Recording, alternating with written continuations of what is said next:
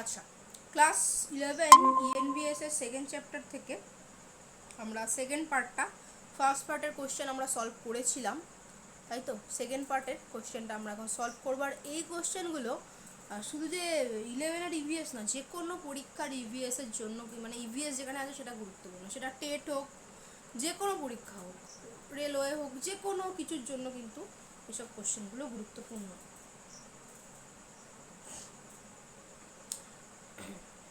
তো 22, উন্নয়নের সামাজিক চাহিদা কি? কি করেছো শ্রেয়া, বলো। উন্নয়নের সামাজিক চাহিদা কি করেছো 22-এরটা? শ্রেয়া বলো। ম্যাম খাতাটা খুলছি দেখি। তোমার খাতা এমনি খাতা খুলে বলো, মানে তোমার কাছে যে খাতাটা আছে।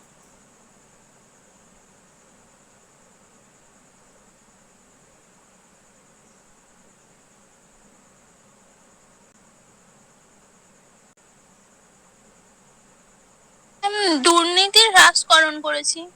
আচ্ছা, তুমি করেছো তাহলে করেছো দুর্নীতির হ্রাসকরণ। উন্নয়নের সামাজিক চাহিদা, দুর্নীতির হ্রাসকরণ হবে, বাট দেখো সব কিছু একবারে মিলে হচ্ছে সামাজিক সমস্যার বিলুপ্তি। সব কিছু আছে, মানে দুর্নীতির হ্রাস আছে, ঠিক আছে, সঠিক শিক্ষা রয়েছে, শিক্ষার পর চাকরি রয়েছে, সব কিছু কিন্তু সামাজিক সমস্যা, এইগুলোকে মানে বিলুপ্ত করা, ঠিক আছে। মানে বেকারত্ব বলো, সঠিক করে মানে পড়াশোনার যে ব্যাপারগুলো বলো, দুর্নীতি বলো, সব কিছু কিন্তু উন্নয়নের সামাজিক চাহিদার মধ্যে পড়ছে। বাল্যবিবাহ নিয়ন্ত্রণে চাইল্ড ম্যারেজ রেস্ট্রিক্টেড অ্যাক্ট কবে চালু হয়? চাইল্ড ম্যারেজ রেস্ট্রিক্ট অ্যাক্ট কবে চালু হয়? কি করেছো 23-এরটা? 1929 খ্রিস্টাব্দে। একদম 1929। আচ্ছা আচ্ছা, নেক্সট হচ্ছে একদম ঠিক। নেক্সট এটা বলবে আমাকে, শ্রেয়া বলবে, অপ্রথাগত শিক্ষার প্রধান উদ্দেশ্য কি? কি করেছো অপ্রথাগত শিক্ষা কিন্তু 24? মুক্ত বিদ্যালয় করেছি। আচ্ছা, একদম ঠিক, মুক্ত বিদ্যালয়। কৃতি তাই করেছো তো? সৌম্য জয়েন করেনি। কৃতি তাই করেছো তো? না, ওটা প্রকৃতিগত পাঠ। হ্যাঁ হ্যাঁ, ওটা ভুল করে প্রকৃতিগত না, পাঠ তাহলে করেছি। ঠিক করে নাও, ঠিক আছে। মুক্ত বিদ্যালয়, হ্যাঁ ওপেন ইউনিভার্সিটি, দেখো ওপেন ইউনিভার্সিটি হ্যাঁ হ্যাঁ। অপ্রথাগত শিক্ষা, ঠিক আছে। এগুলো ওপেন ইউনিভার্সিটির পার্টগুলো যখন পড়িয়েছিলাম, তুমি ছিলে? না ম্যাম। ওখানে তুমি ছিলে না। আচ্ছা, তো ওইখানে ওপেন ইউনিভার্সিটির এগুলো আমাদের জানতে হবে, কারণ তুমি হতে পারে 11-এর পরে যখন তুমি কলেজে ভর্তি হবে, হতে পারে তুমি অন্য পড়াশোনার সাথে করছো, হতে পারে তুমি বিএসসি নার্সিং পড়ছো, তোমার বায়োলজি, ফিজিক্স, কেমিস্ট্রি আছে? আছে? হ্যাঁ আছে। বেশ, তুমি ধরো হ্যাঁ বায়োলজি। একদম, তুমি ধরো বিএসসি নার্সিং পড়ছো, কি ধরো তুমি নিট পড়লে, ধর কেউ অন্য কিছু পড়বে না? হ্যাঁ পড়ে, অনেক ডাক্তাররা অনেক কিছু পড়ে, মানে আদার্স ইয়েতেও পড়াশোনা করে, ঠিক আছে।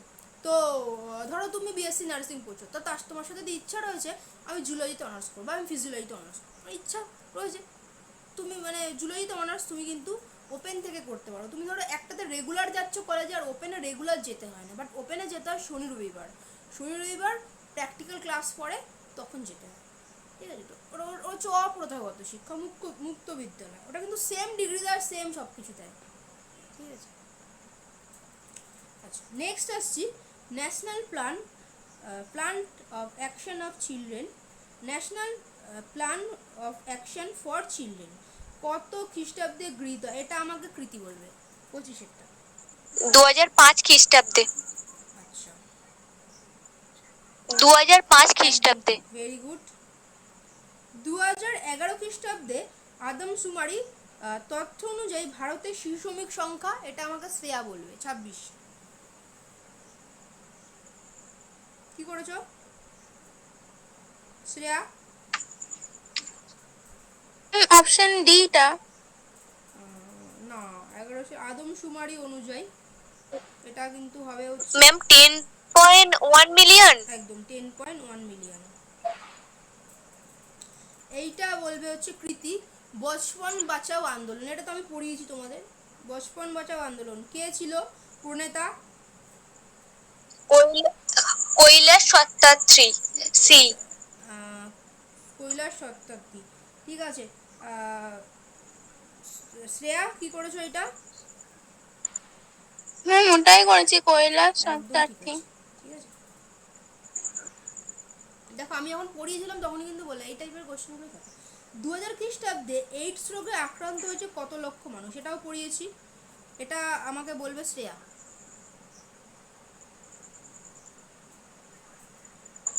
বলো। ম্যাম 240 লক্ষ করেছি।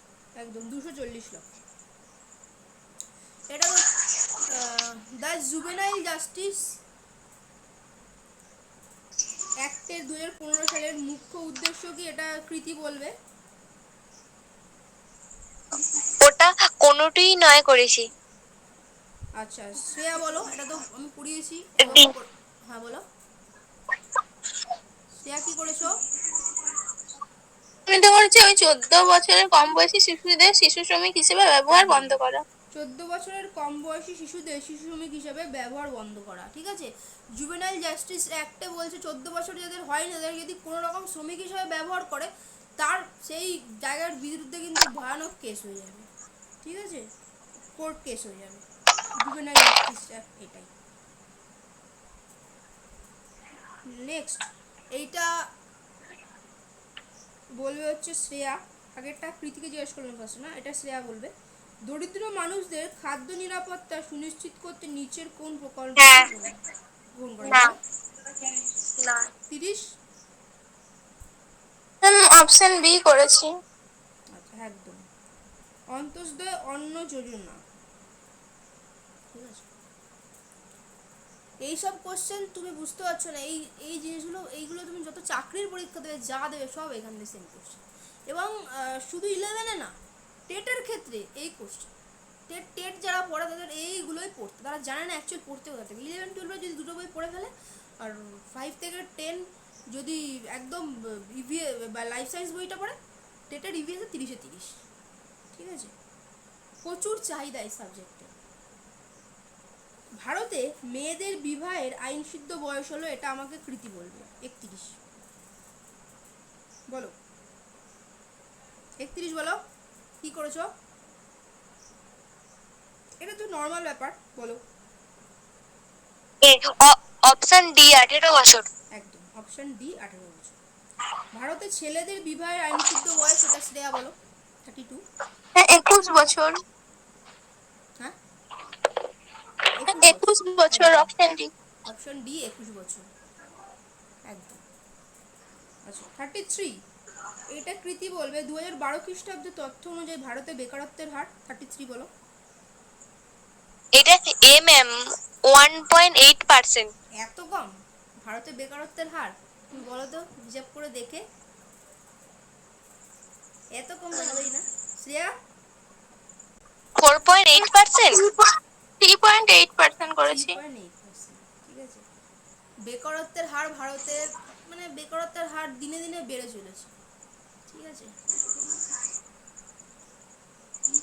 কারণ কর্মসংস্থান হচ্ছে না। আগে রেলে প্রচুর চাকরি হতো, এখন সেগুলো হচ্ছে না, বিভিন্ন কিছু ব্যাপার আছে। তবে দেখো মানুষ চেষ্টা করছে বিভিন্ন রকম কিছু করে, মানুষ কিন্তু চেষ্টা করছে। যাদের মানে কিছু শিখেছে পড়ে, যারা চেষ্টা যারা কিছু করতে পারছে, বাট ওই চাকরি মেন চাকরিগুলো এখন করছে এমন পরিস্থিতি।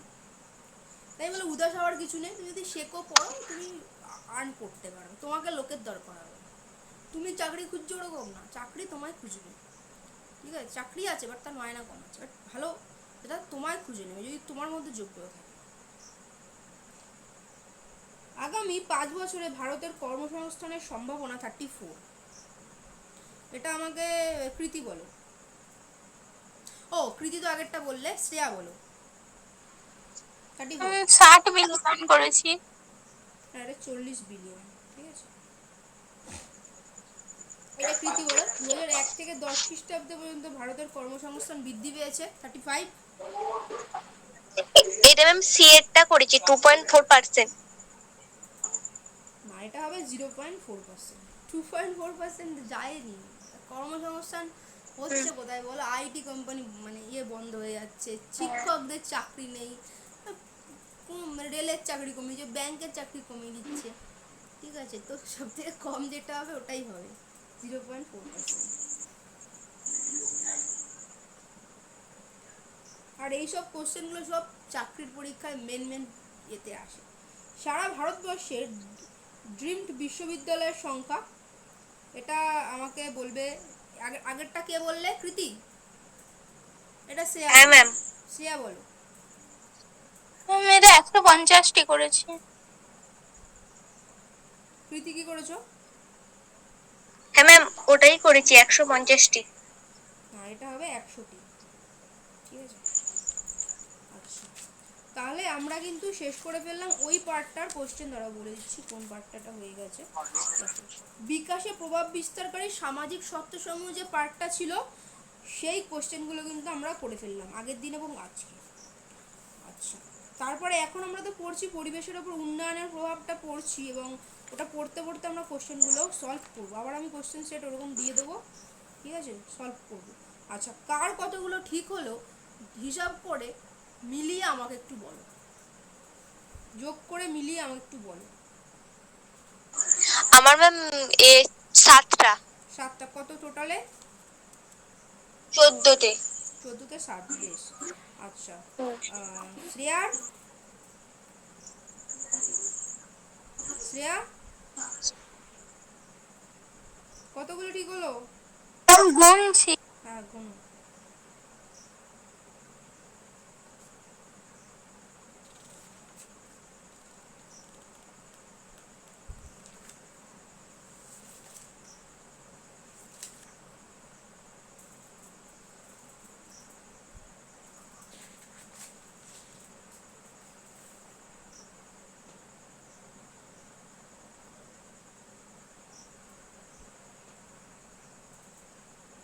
ম্যাম 11। 11, বেশ, ঠিক আছে। যার যেগুলো ভুল হয়েছে ওগুলো একটু স্টার করে রাখো, ওগুলো ভালো করে পড়ে নেবে। ঠিক আছে, ইভিএস এর প্রচুর আচ্ছা ম্যাম। ইভিএস এর প্রচুর কোশ্চেন হয়। মানে এই ইভিএসটা মানে অনেকে ভাবে কি এগুলো একটা ইজি না, এটা ভীষণ খুঁটি খুঁটি খুঁটি খুঁটি কোশ্চেন হয়। আর এই কোশ্চেনগুলো, এই কোশ্চেনের লেভেল দেখছো না, এটা যে কোনো বড় বড় পরীক্ষায় দেয়, টেটে দেয়, তোমার এসএসসিতে দেয়, তোমার ডাব্লিউবিসিতে দেয়, তোমার রেলে দেয়, তুমি যত কিছু মানে এই ইভিএস থাকবে।